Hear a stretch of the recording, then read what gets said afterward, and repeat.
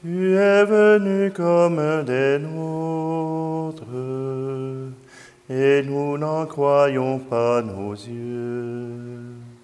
Tu es venu comme un des nôtres, visage d'homme au trait de Dieu. Tu es entré sur notre terre par la porte d'un grand amour.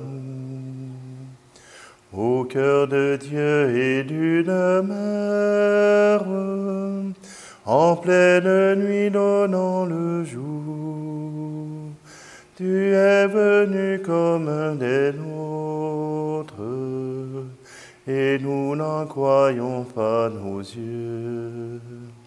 Tu es venu comme un des nôtres, visage d'homme au trait de Dieu. Tu as parlé notre langage, et les gens simples ont compris. Dans la beauté de tes images, la vérité de ton esprit. Tu es venu comme un des nôtres, et nous n'en croyons pas nos yeux. Tu es venu comme un des nôtres, visage d'homme au trait de Dieu. Nous sommes réunis au nom du Père, du Fils et du Saint-Esprit. Amen. Le Seigneur soit avec vous. Bienvenue en ce lundi, le 30 août, 31. Ouais, on doit être rendu au 31. Alors simplement, dans cette liturgie, le Seigneur nous rappelle qu'il est venu parmi nous, qu'il a été consacré par le Père pour nous apporter sa bonne nouvelle. Alors, mettons-nous à son écoute. Écoutons ce Dieu qui nous parle pour que notre cœur puisse se réchauffer à sa parole.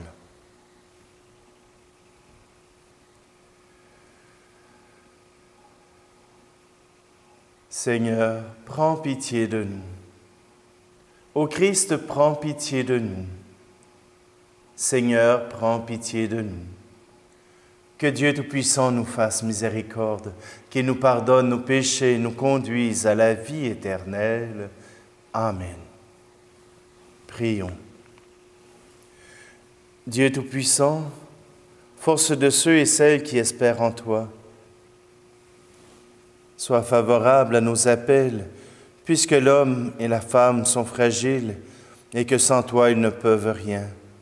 Donne-nous toujours le secours de ta grâce, ainsi nous pourrons, en observant tes commandements, vouloir y agir de manière à répondre à ton amour.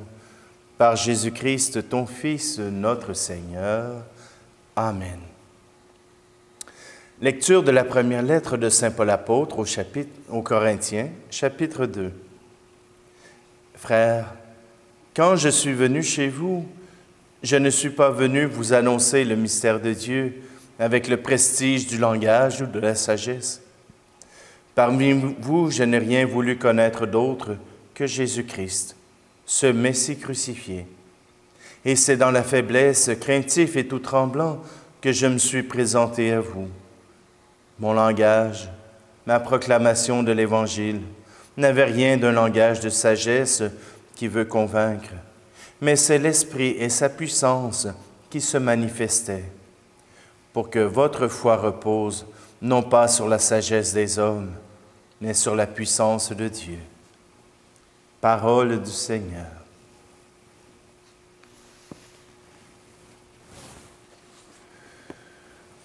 L'Esprit de Dieu repose sur moi. L'Esprit de Dieu m'a consacré. L'Esprit de Dieu m'a envoyé proclamer la paix, la joie. L'Esprit de Dieu m'a choisi pour étendre le règne du Christ parmi les nations, pour proclamer la bonne nouvelle à ses pauvres. J'exulte de joie en Dieu mon Sauveur. L'Esprit de Dieu repose sur moi. L'Esprit de Dieu m'a consacré. L'Esprit de Dieu m'a envoyé proclamer la paix, la joie. L'Esprit de Dieu m'a choisi pour étendre le règne du Christ parmi les nations, pour consoler les cœurs accablés de souffrance. J'exulte de joie en Dieu mon Sauveur. L'Esprit de Dieu repose sur moi. L'Esprit de Dieu m'a consacré. L'Esprit de Dieu m'a envoyé proclamer la paix, la joie. L'Esprit de Dieu m'a choisi pour étendre le règne du Christ parmi les nations, pour accueillir le pauvre qui pleure et qui peine. J'exulte de joie en Dieu mon Sauveur.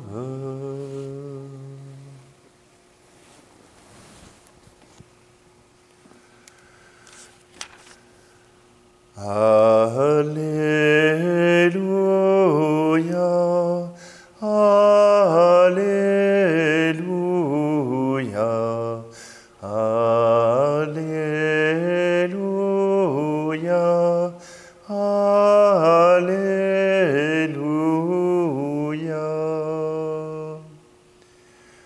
L'Esprit du Seigneur est sur moi.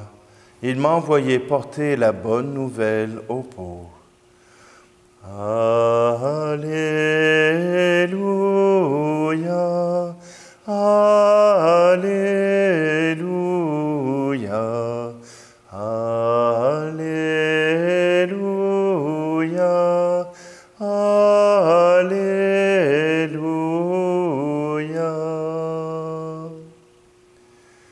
Le Seigneur soit avec vous. Évangile de Jésus-Christ selon saint Luc. En ce temps-là, Jésus vint à Nazareth, où il avait été élevé. Selon son habitude, il entra dans la synagogue le jour du sabbat, et il se leva pour faire la lecture. On lui remit le livre du prophète Isaïe.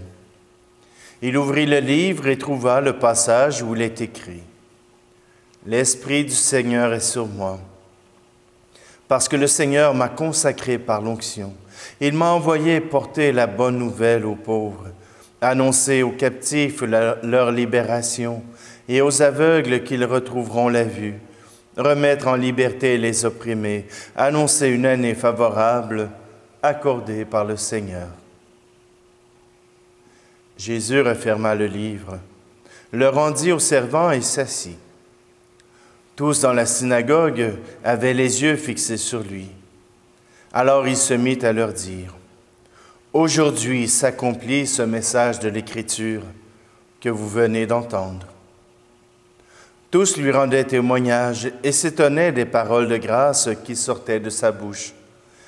Ils se disaient, « N'est-ce pas là le fils de Joseph? » Mais il leur dit, « Sûrement vous allez me citer le dicton, « Médecin, guéris-toi toi-même » et me dire, « Nous avons appris tout ce qui s'est passé à Capharnaüm.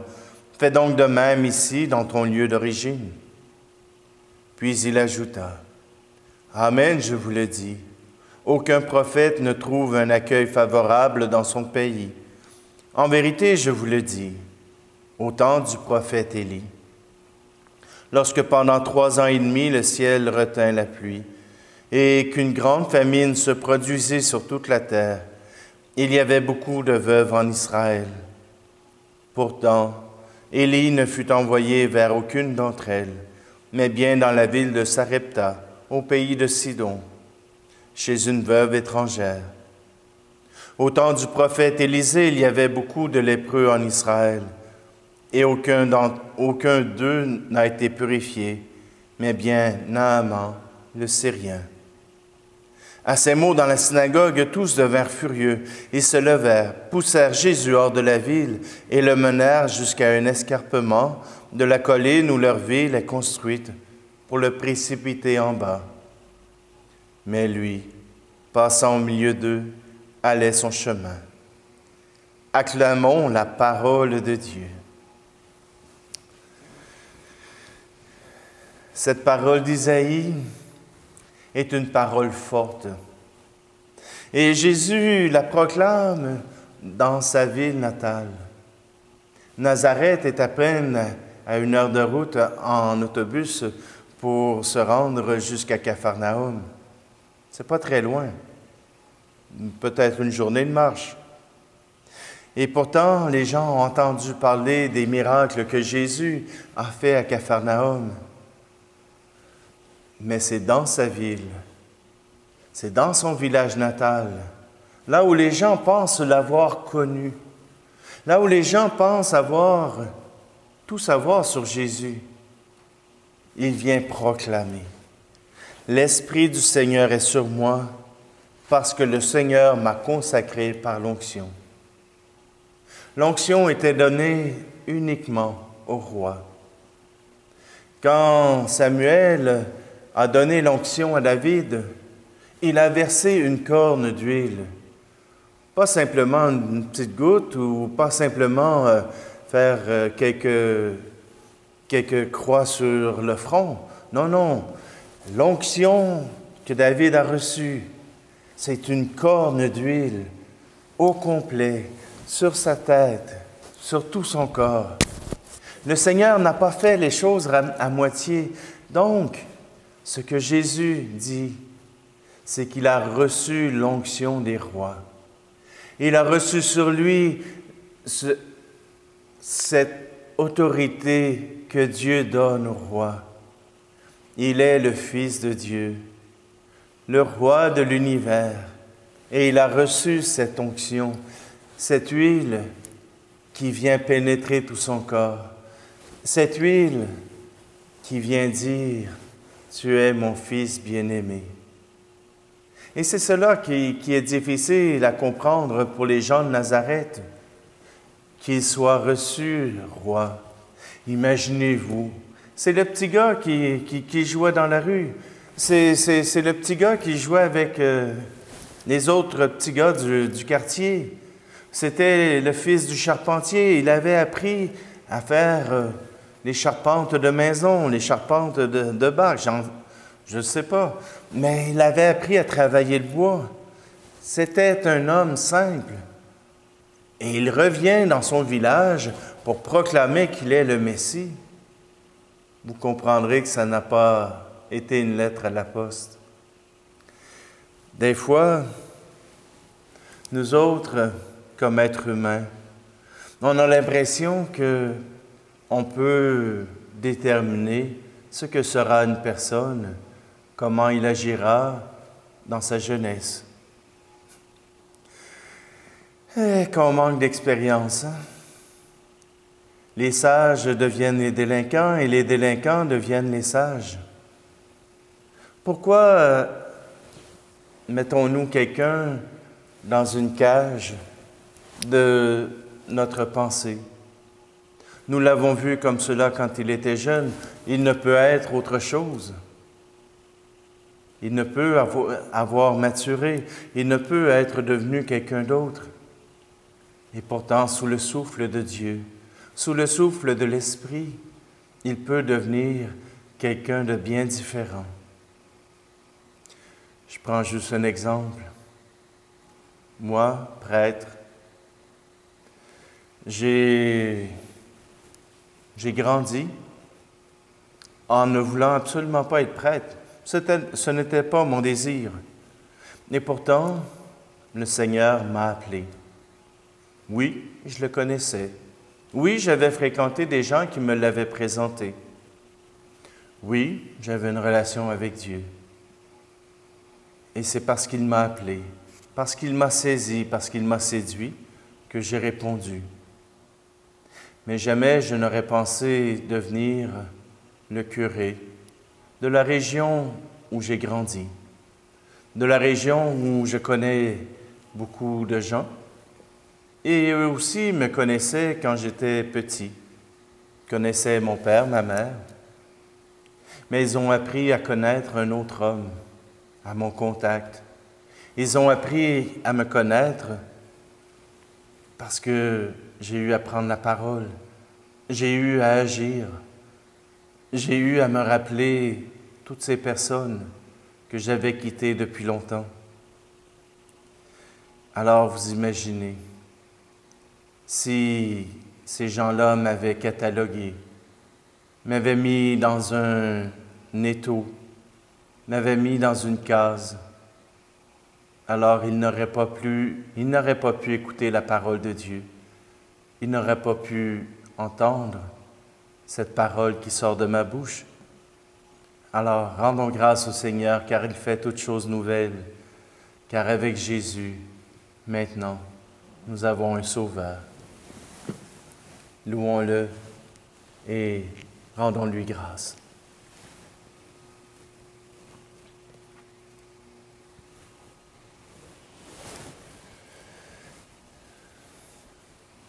À travers ces offrandes, nous voulons permettre au Seigneur d'accueillir toutes nos intentions, d'accueillir ces personnes qui nous sont chères, d'accueillir ces personnes qui se sont transformées au contact de d'autres personnes ou même au contact de Dieu. Que tous ceux qui ont été convertis, saisis par Dieu, nous puissions les présenter au Seigneur pour que leur foi se fortifie dans ce sacrement de l'Eucharistie. Tu es béni, Dieu de l'univers, toi qui nous donnes ce pain, fruit de la terre et du travail des hommes et des femmes. Nous te le présentons, il deviendra le pain de la vie. Tu es béni, Dieu de l'univers, toi qui nous donnes ce vin, fruit de la vigne et du travail des hommes et des femmes. Nous te le présentons, il deviendra le vin du royaume éternel.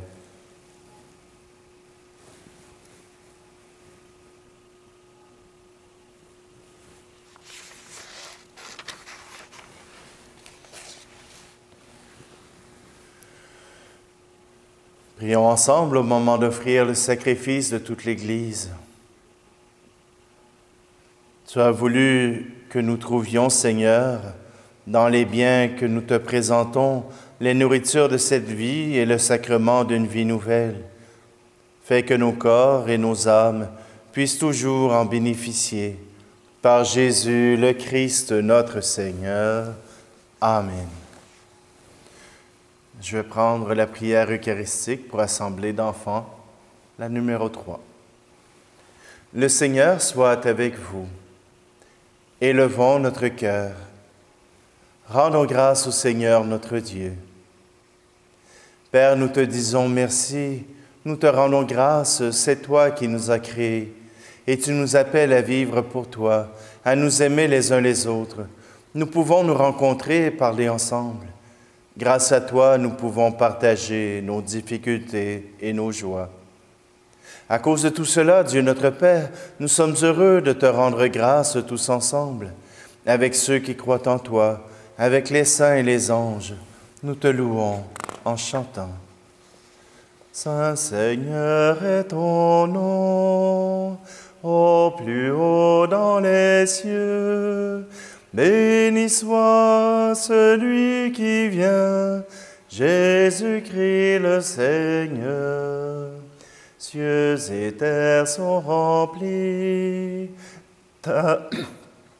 Ta joie brille en nos cœurs.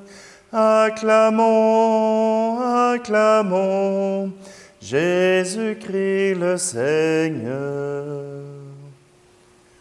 Oui, Dieu, tu es saint, tu es bon pour nous, tu es bon pour tous les hommes. Nous te disons merci et nous voulons surtout te rendre grâce à cause de Jésus, ton Fils. Il est venu chez les hommes qui se détournent de toi et n'arrivent pas à s'entendre. Par l'Esprit Saint, il ouvre nos yeux et nos oreilles, il change notre cœur. Alors nous arrivons à nous aimer et nous reconnaissons que tu es notre Père et que nous sommes tes enfants. C'est lui, Jésus le Christ, qui nous rassemble maintenant autour de cette table où nous apportons notre offrande. Sanctifie, Père très bon, ce pain et ce vin. Ils deviendront pour nous le corps et le sang de Jésus, ton Fils, qui nous dit de faire à notre tour ce qu'il a fait lui-même la veille de sa passion. Au cours du dernier repas qu'il partageait avec ses disciples, Jésus prit le pain. Il te rendit grâce, il partagea le pain et le donna à ses amis en leur disant, « Prenez et mangez-en tous, ceci est mon corps livré pour vous. »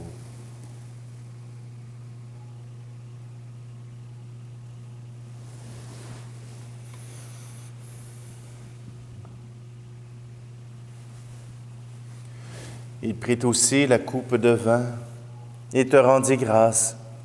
Il donna la coupe à ses amis en leur disant, « Prenez et buvez-en tous, car ceci est la coupe de mon sang, le sang de l'alliance nouvelle et éternelle, qui sera versé pour vous et pour la multitude en rémission des péchés.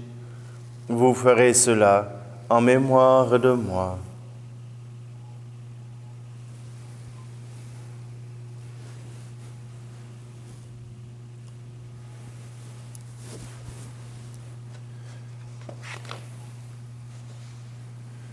Voilà pourquoi nous sommes ici rassemblés devant toi, Père, et tout remplis de joie, nous rappelons ce que Jésus a fait pour nous sauver.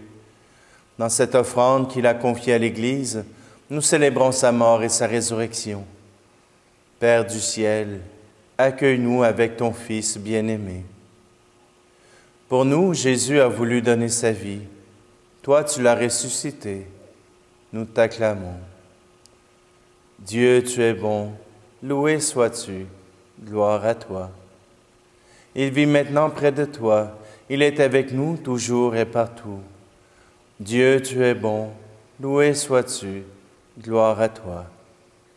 Un jour il viendra dans la gloire du royaume, il n'y aura plus de gens tristes, malades ou malheureux. Dieu, tu es bon, loué sois-tu, gloire à toi. Père, nous allons recevoir à cette table, dans la joie de l'Esprit Saint, le corps et le sang du Christ. Que cette communion nous rende capables de vivre comme Jésus, entièrement donné à toi et aux autres. Viens en aide, Seigneur, à notre pape François, à notre évêque Luc Cyr et à tous les évêques. Accorde-nous et à tous les disciples de Jésus-Christ d'être de ceux qui font la paix et le bonheur autour d'eux. Et puis, donne-nous un jour d'être près de toi, avec la Vierge Marie, la Mère de Dieu, avec Saint Joseph, son époux, et tous les saints du ciel, tous ensemble, dans le Christ.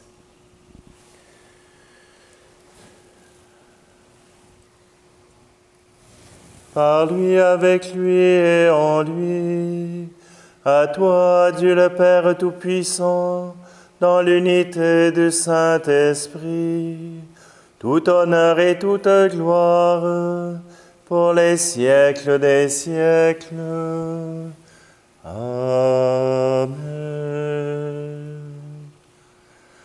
La messe d'aujourd'hui était offerte pour Yolande Duclos.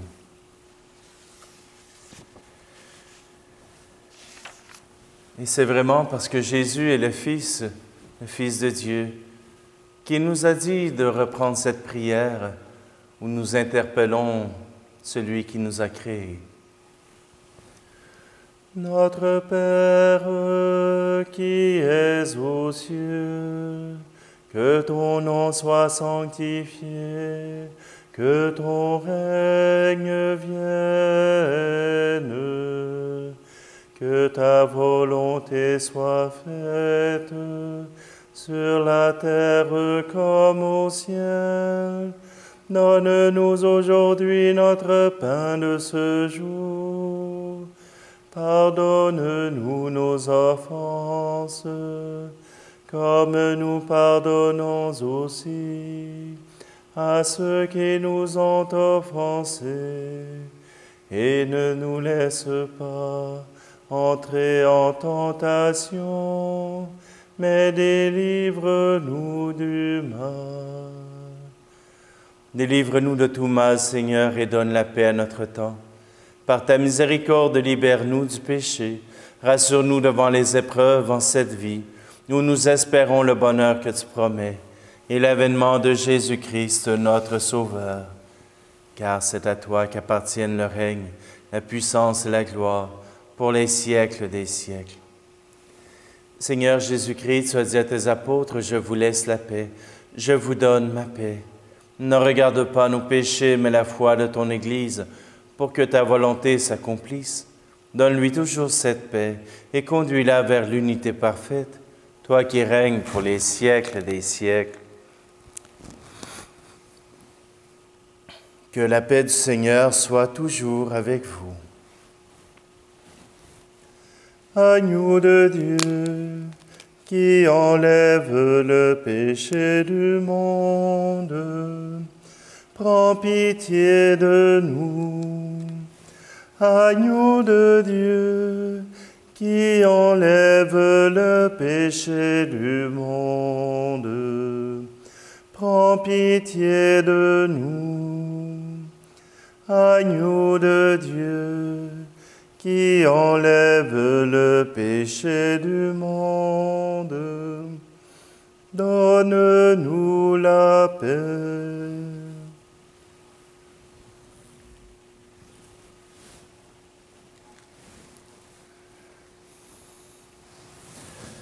Il y en a qui se posent la question, pourquoi je tiens le corps du Christ ainsi? Il y en a qui voient un cœur. Moi, j'y vois aussi le continent africain et le continent américain, sud-américain. Qu'à travers ces symboles, nous puissions aussi prier pour ces deux continents. Heureuses les invités au repas du Seigneur. Voici Jésus, l'agneau de Dieu qui enlève le péché du monde. Seigneur, je ne suis pas digne de te recevoir, mais dis seulement une parole et je serai guéri.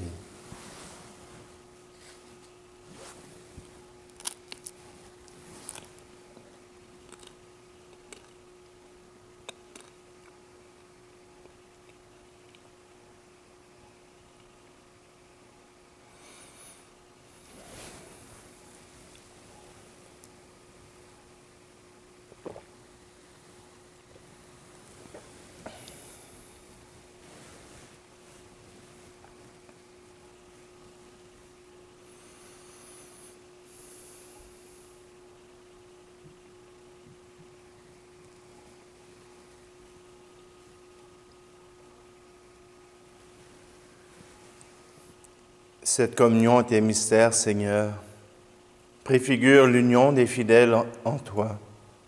Fais qu'elle serve à l'unité dans ton Église. Par Jésus le Christ, notre Seigneur. Amen. Le Seigneur soit avec vous. Que Dieu Tout-Puissant vous bénisse, celui qui est Père, Fils et Esprit Saint. Amen. Allez dans la paix et la joie du Christ.